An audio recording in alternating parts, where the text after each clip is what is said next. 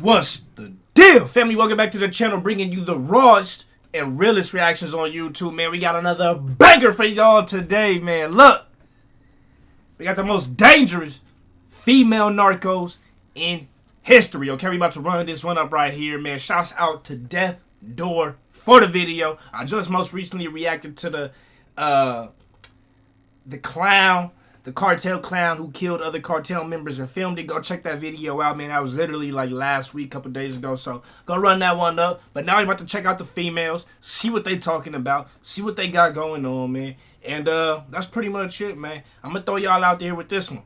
I do got a story time video I'm gonna do on my other channel talking about the first time I met cartel members. So if you guys want me to do that video, hit that like button and subscribe, man. Let's get to it. Sometimes looks can be really deceiving. She was around high school age when she became an assassin. I think I already know who this is talking about, Mo. This is one of El Mencho's peoples, that one girl, man. She was going crazy with the SCNG or something like that. The Sinaloa cats. She lived 6 years on the run. El Mencho. Every turf war would result in a massacre.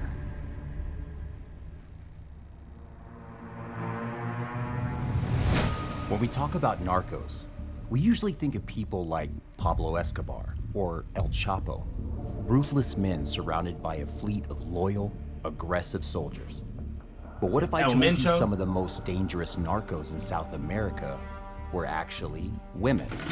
I'm talking of the women who stood by dangerous drug barons through their most volatile moments. The ones who ran whole divisions of the drug trade, and the ones who were ruthless enough to overthrow and run the cartels themselves. If you're surprised, that's fair. After all, it's men who are usually associated with war. Zainab Salbi said of women, "Like life, peace begins with women. We are the first to forge lines of alliance and collaborate across conflict divide." Peace and war begins and ends with women. Do you know how many niggas get killed off because of women?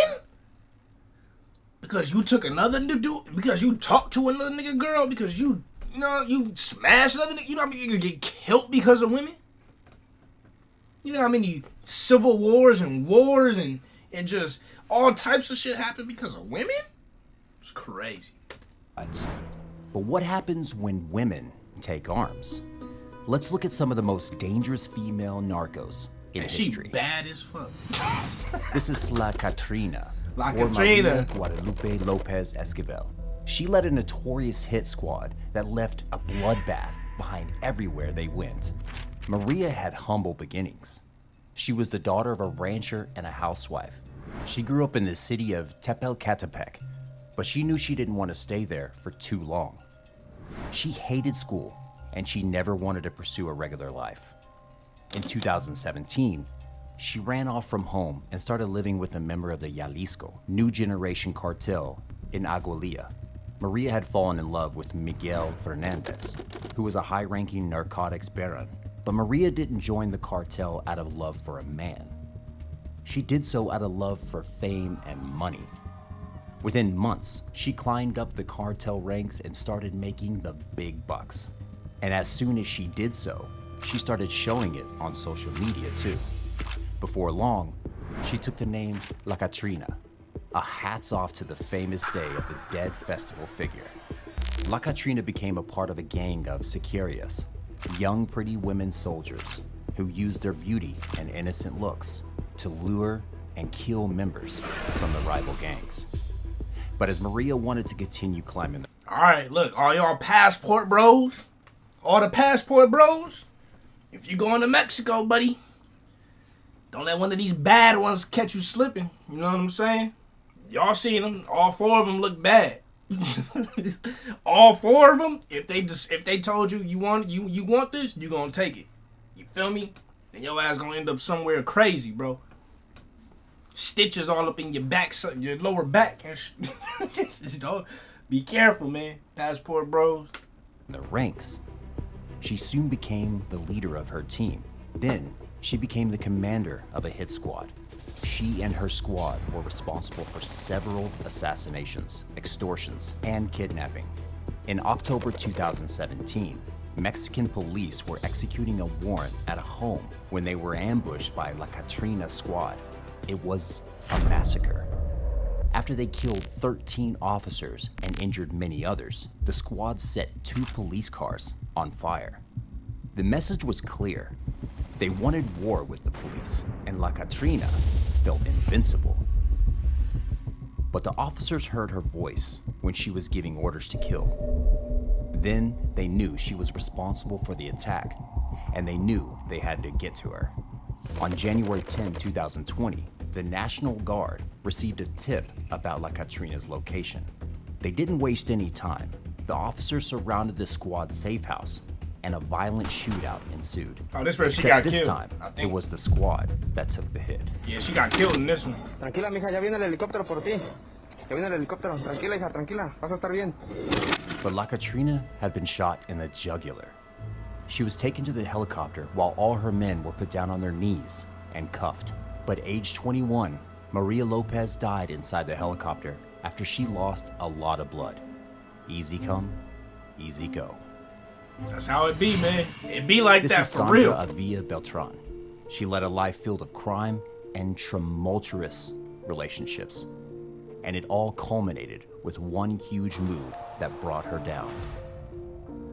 Sandra didn't really have a chance at a normal life. She was practically born into the Sinaloa cartel. Her mother's family were notorious heroin smugglers. Her father, Alfonso Alvilla Quintero, was the brother of the Guadalajara cartel leader, Rafael Carl Quintero. Sandra grew up in the 1960s, watching cold-blooded men do transactions and tough negotiations, and resort to violence whenever words weren't convincing enough. This was the language she knew from a very young age. By 13, she was her dad's official money counter, and at the same age, she witnessed a massive shootout. Sandra went on to study journalism at a prestigious university, but her colleagues remember her as a very withdrawn, always suspecting person. However, this was just her school persona. When she was 21, Sandra started dating Armando Carrillo Fuentes, the boss of the Juarez cartel.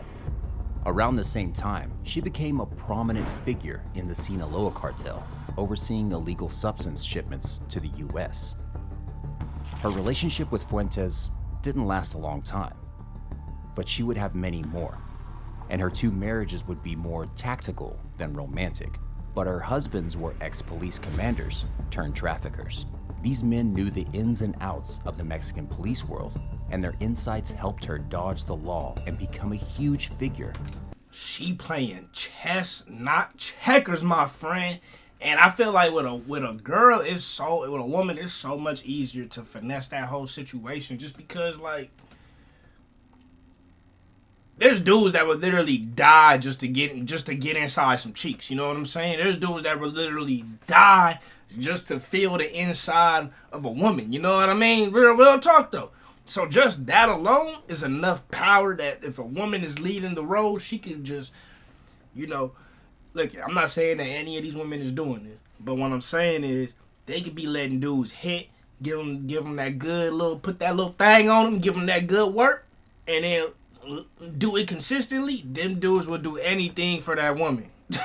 You know what I'm saying? They getting money and they getting a little good fun time with a powerful woman, bro. Dude will kill for that, bro. You know what I'm saying? He'll take any orders, he'll do whatever to make sure that he don't lose that, and kill whoever he need to, take care of whoever he need to assure he gonna get his money and get a little thing on the side. And guess what? Unlike a dude who's in power, he not thinking like, oh, let me go kill this dude so I can be that guy.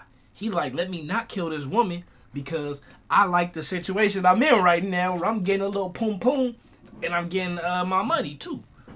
Just throwing that out. Like I said, to be respectful. I'm not saying any of these women is doing that. What I'm saying is that they could and they got the power to. And dudes will literally die for that. You know what I mean? Dudes will die for some poom before they die over another man. You know what I mean? When it came to substance smuggling, ironically, both of her husbands were stabbed to death by hired assassins. Another one of her rumored lovers was El Chapo himself.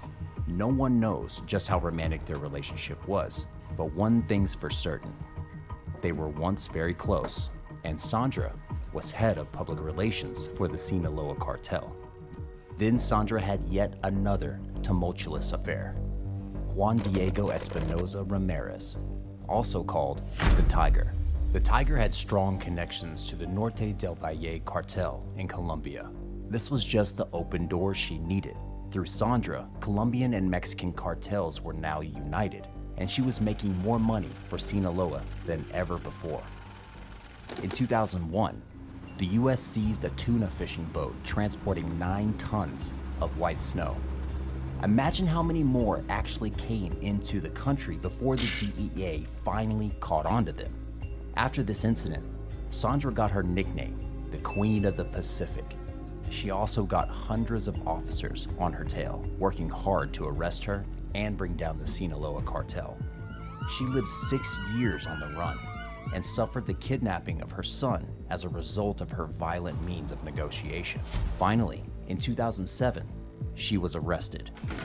Tu nombre, por favor. Sandra Ávila Beltrán. ¿De dónde es originaria? Tijuana, Baja California. When the officer asked her what business she was in, she said clothing. Even though she was convicted and sent to prison for life, she remained adamant that she shouldn't be there. Then she complained about insects in her cell and arranged for Man, women can't never take no accountability, man.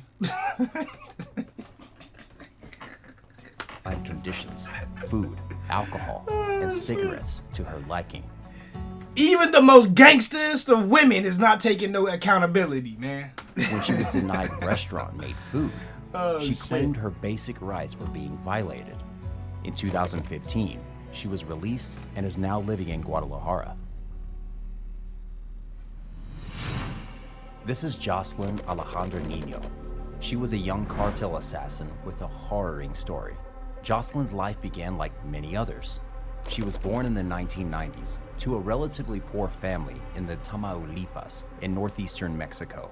It's unclear whether her family has ties to the local cartels or whether their financial situation pushed her towards the illegal side of work.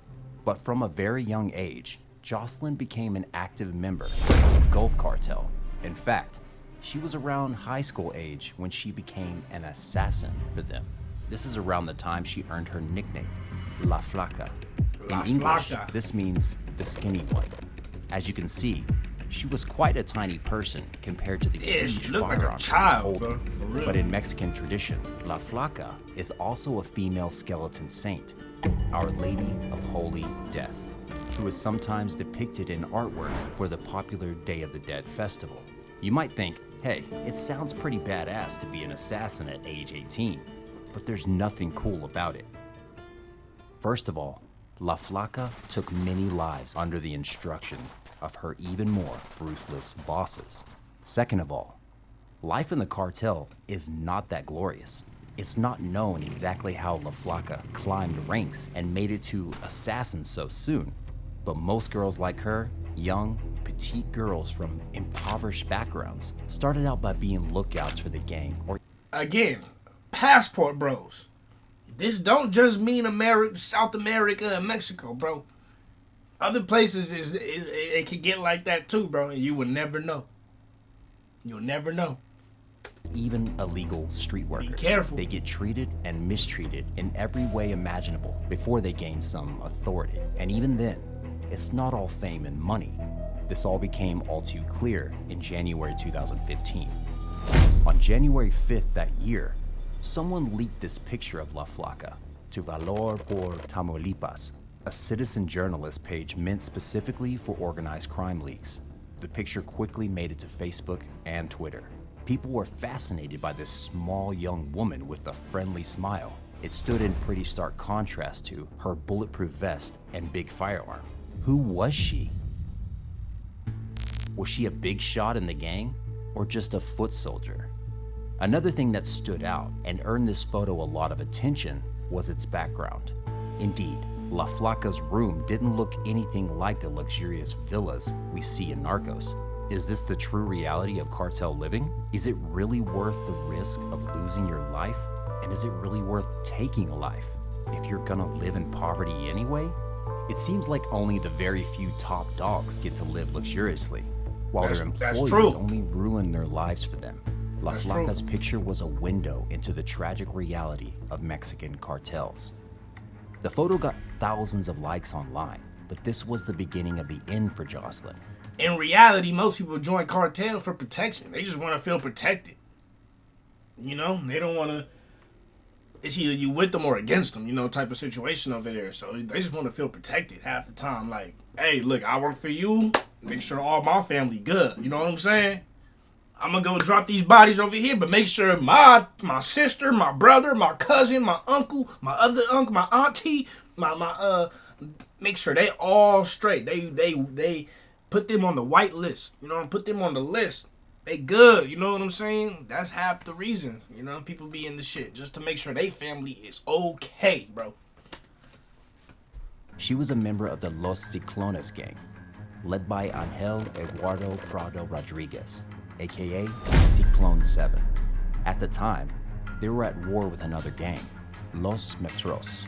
By leaking photos of the Ciclones members, Los Metros weakened the cartel and exposed these people, making them easy targets for the police as well as the rival gangs. And La Flaca was indeed a very easy target.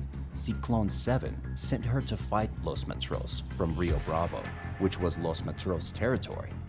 So every day there was a death sentence for her, and eventually she met a truly gruesome end. On April 13, 2015, police officers discovered her dismembered body inside a freezer in a parking lot in Matamoros, Tamaulipas. Damn. Throughout the day, the officers kept finding more body pieces scattered across town. Some were inside plastic bags. La Flaca was only identified thanks to her distinctive tattoo. She'd written Niño on her arm. This was her family name, but it also meant child. It's a sad irony that this was what was left of her. She really was a child when she died, somewhere between her late teens and early 20s. And to make things even more tragic, the autopsy confirmed that she had also been tortured first, as Los Metros were trying to get information about Los Ciclones' other members. La Flaca was killed together with another woman and a man. In a final gruesome act, Los Metros took pictures of their dismembered bodies and posted them on social media with the caption, "This will happen to all the filthy who support Los Ciclones. Keep sending these fucking assholes." Wow. Violence only leads to violence, and the Mexican drug cartels are no peaceful place.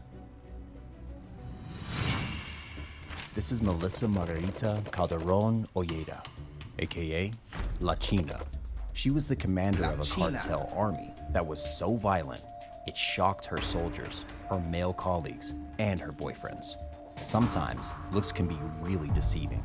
Melissa Ojeda was born on August 12, 1984, in Mexico.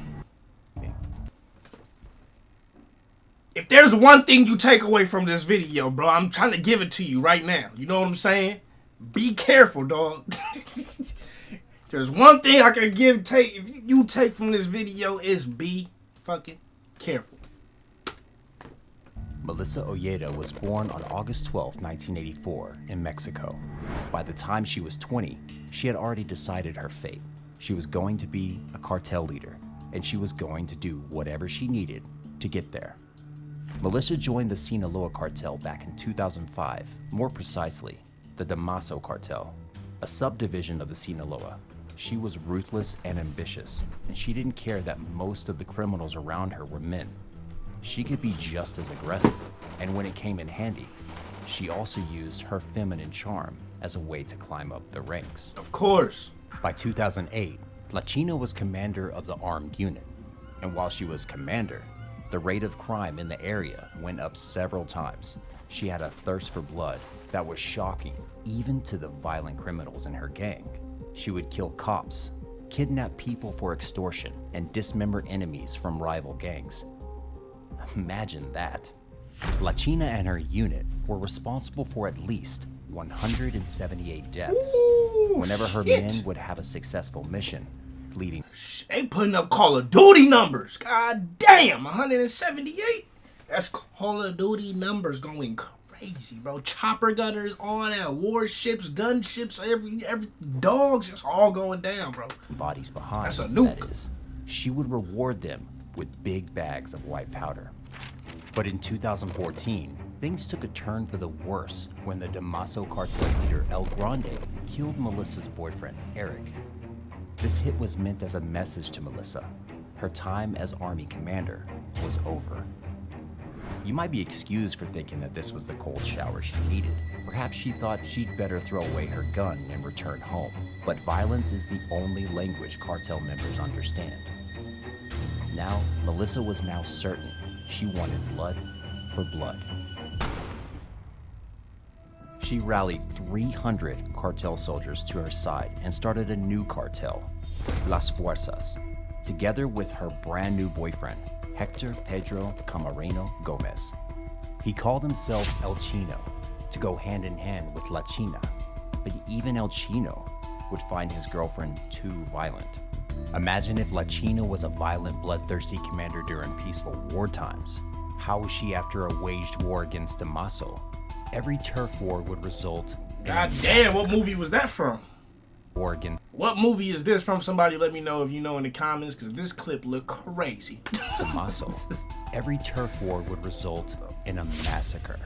And as the police were now on her tail, she would keep moving from town to town.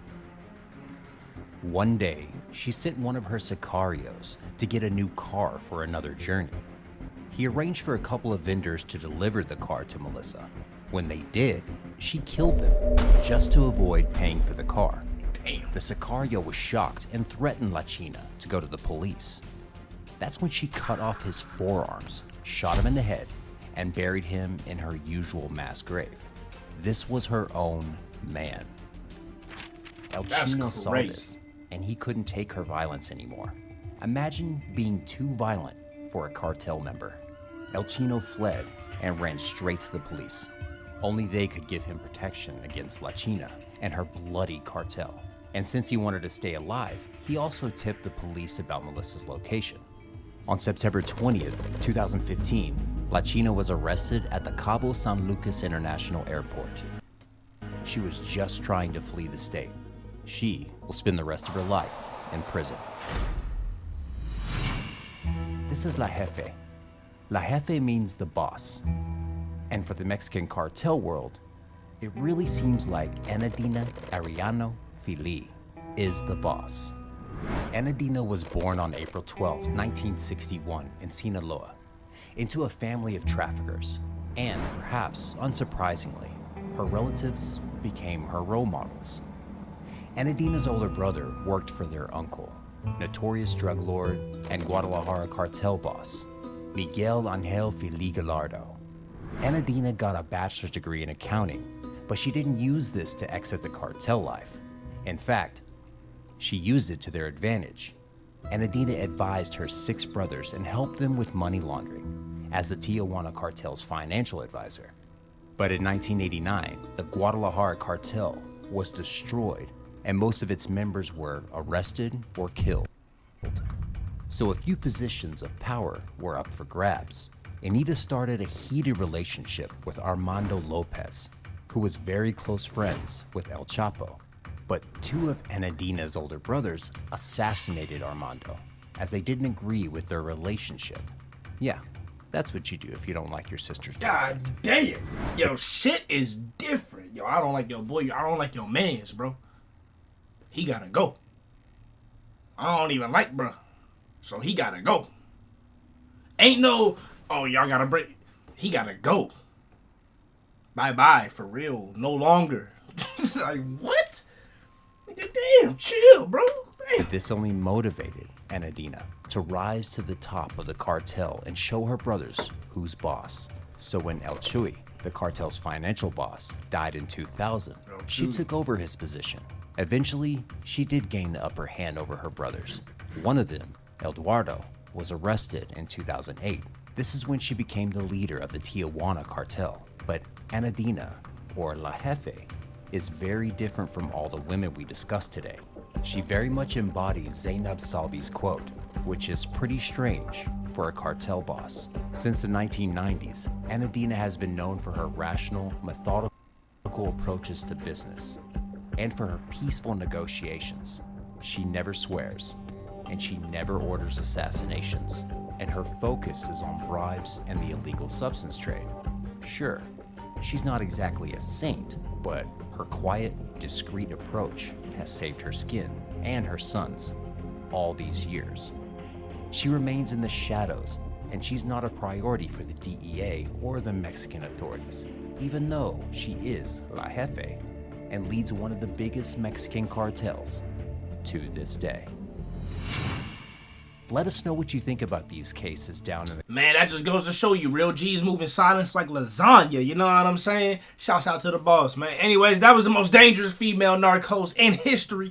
Let me know how you guys feel about the list. Hopefully you guys enjoyed the video, man. If you did, you know what to do. Hit that like button, subscribe, all that good stuff. Let me know how you feel in the comments. Get at me on the socials. I love y'all. Appreciate y'all. Remember to keep it real. Real is rare, bro. Always reaches everyone.